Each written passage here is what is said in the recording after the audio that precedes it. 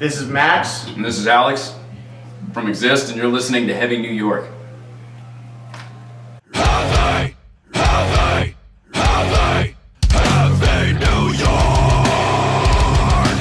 What's up, everybody? It's Alex from Heavy New York. We are back at the Kingsland in Brooklyn, and we are here with Max and Alex of Exist. Thank you guys so much for your time today. Thank you. Yep. Yeah, thank you for having us. Yep, it's so awesome to have you here. So it's been 3 years since So True, So Bound, your latest record came out, but I do know that you are working on some new music now. Are you making a direct continuation of this record, or are you going to do something completely different that people wouldn't expect from Exist?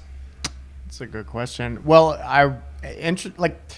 that album's actually, this one is largely written before So True, So Bound. So, yeah, that's weird, I know. But it was stuff that we sat on for a really long time, and it sort of had this concept in mind. And so, yeah, actually, 6 out of 8 songs were written. We maybe did some modification to certain things. But, yeah, for the most part, it's actually, a lot of it's older material. Yeah, pretty much right after we released Sunlight, we had started working on and writing this new music. So it some of those songs that Max was talking about go back to 2014 or 15, Yeah, the beginnings of them.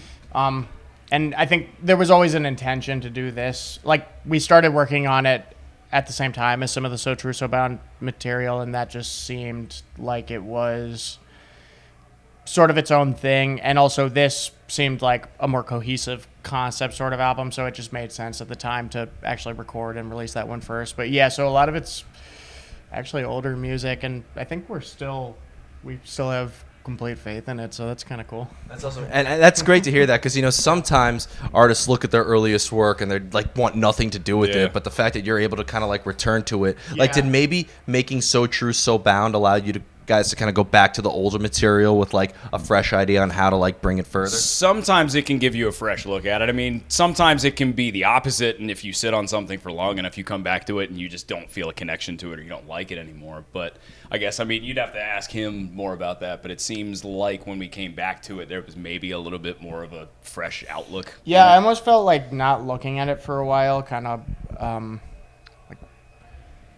when I reapproached it, I was happy, sort of, because it had been so much time, but sort of having a break on the ears from that, and then coming and not thinking about it a lot for maybe a few years in there, when we mostly, I guess, really more in the last, because we started working on it again a little less than 2 years ago, and I guess I would say it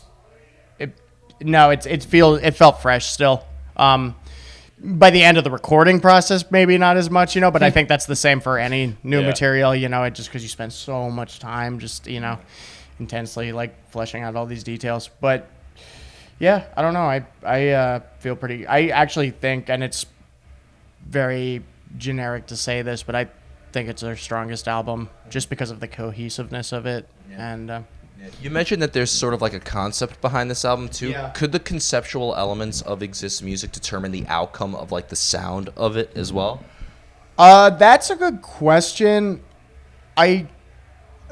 Music definitely comes before lyrics, but I would say loosely yes. With So True, So Bound, there was a little more of this kind of sarcastic thing that I think that was intentional with the way the music was written, is we kind of wanted to shake things a little differently than what we did on Sunlight. Yeah, it's hard to say, because if it is, it's in a really loose way, because I definitely don't usually write lyrics before any music.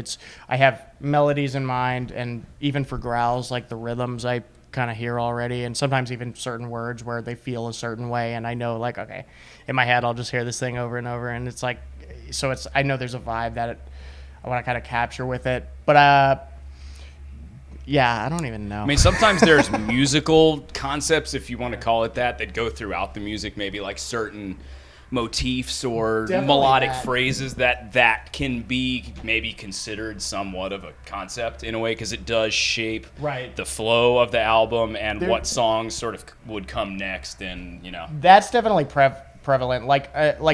Songs are written in context to the album and the flow of things. And so when working on one thing, it's there's sort of an idea of where that's placed and everything else. But I guess if we were talking more about like lyrics to music, maybe. Yeah, it's harder to say. Yeah.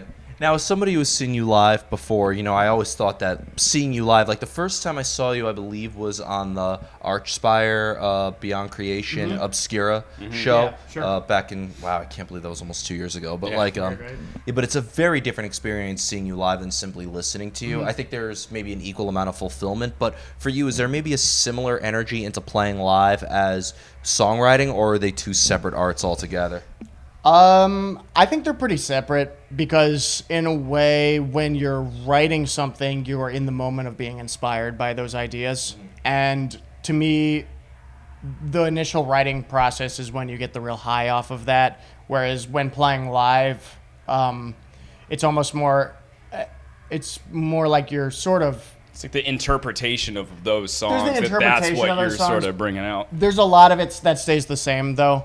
There's a lot of parts in the songs that we treat like fairly literally, or at least we're doing the same every night. So I almost feel like it's like, I would definitely say they're different. I think the one place where they do have some room to coincide more is just that we have some places where we improvise, and maybe there's an ideology there about being able to take those things and add these fresh little takes.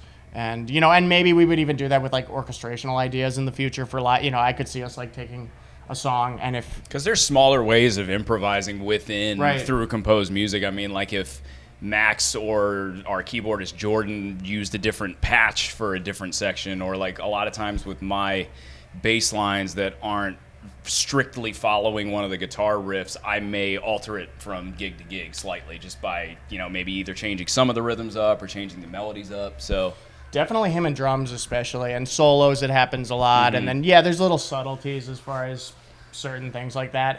But then also like I could even see us taking arrangements maybe, and like we did this thing with the first song on Sunlight back when we used to play it all the time. And this is before we really started touring, but where we would just, there was this one riff where at this one point in the riff we would just slow it down to a completely different tempo and just do this sudden sort of thing.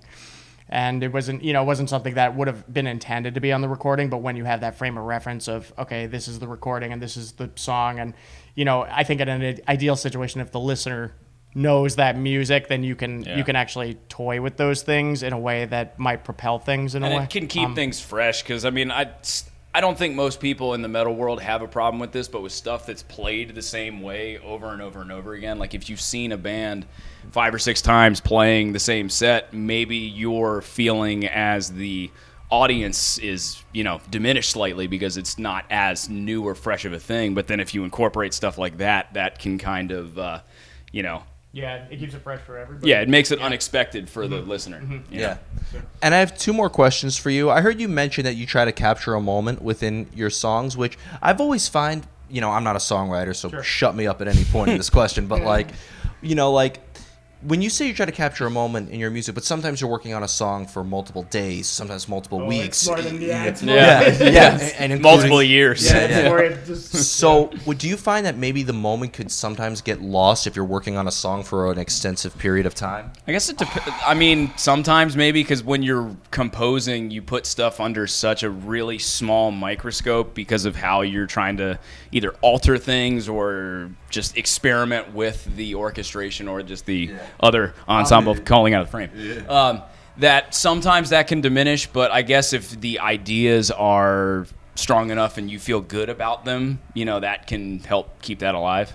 Yeah, and I think that's really different from person to person too, because I have friends who write a little more experimentally, where they're and I know like with a lot of this stuff, like for me personally, it's almost stuff that develops in my head more than on a guitar. Like it's like I'll just hear this thing over and over and over and over, and if it's something that I love enough, even if it can kind of get to that point, there was something I'll remember how much I loved it or what it felt like. By the time I'm really kind of bringing it into reality, it's at this point where I don't know, like I've already kind of experienced it almost as if I was like a fan listening to that, and so there's something about that for me personally, and I don't think everybody is like this, but I've always kind of stayed faithful to these ideas. And like there's songs from 10 years ago that I wrote that I still not even necessarily exist stuff, but it's stuff that I still am totally confident in, just because I,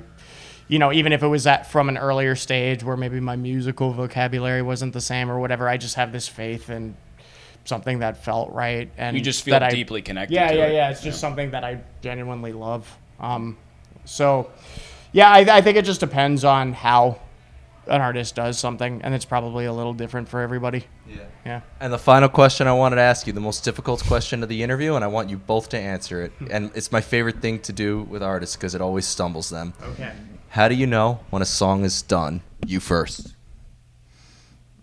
Yeah, I don't have a. If you give me the artist never finish, it's only abandoned answer. Well, no, I don't. For arrangement, I don't feel that way. I don't really feel that way. Thank you. Yeah. No, there is a distinct point for me personally. Now, there's the layering shit afterwards, because I look at structure almost as and this basic sort of structure of a song and kind of the harmonic content and maybe the important themes and stuff as this surface level thing that's almost more important, like this skeleton. And then there's the layering after that, where maybe that could be true for me personally, but there's definitely a point where structurally I'm just like, okay, that's exactly it. And it just takes a lot of stewing, but there's a point where I'll usually develop, like if I feel like I did it right, I'll have a confidence in something where I have just sat with that composition in my head over and over and over and over, and it just usually it's just based on intuition, that decision. Yeah. Like I try not just to know. overthink, or because I don't want it to be thinking. It really should just be what feels right. But I think structurally, there are points where I personally will feel like something's definitely done, and it's like exactly where I want it. And there are not all of the Exist songs, but there are Exist songs that I feel that way about. And that doesn't mean that there couldn't be things that are better, in terms of the delivery of that. But there's things that I feel pretty, set on, like, okay, that was what it needed to be. Yeah. That's for you. I feel pretty similarly to that, in that I'll have moments where it just feels maybe not as 100% concrete as he would describe sometimes, but I just feel like, okay, I think that's enough, because on some level you could rewrite one song into infinity for the rest of your life. You can always alter something, but because I also come from playing a lot of improvisational music, and because of just the nature of that music and how it is always different, sometimes I can see, 10 or 15 different ways that you could change something, but a lot of times it will just get to a point, like he's saying, where you just feel like it's done. It may not be like this, sky opening, lightning crashing kind of thing, but you just feel kind of right that it's like, all right, that's enough for this one. Fair enough. Very good answers. I've gotten the same answer from both Repulsire and Monotheist. Yeah. So, Okay. all right. So before we go, I'd like to thank you guys so much for your time today. Is there just maybe a time frame when we could be expecting some new Exist, if you're allowed to say, of course? Yes. I think the soonest it could be is July. Awesome. And it will definitely happen This year. And most likely this summer. I mean, it's actually, the album's done. It's just the logistical stuff that comes after. So. Well, thank you guys so much. Everybody, we are here with Exist, new music coming very soon. This is Alex from Heavy New York. We'll see you next time.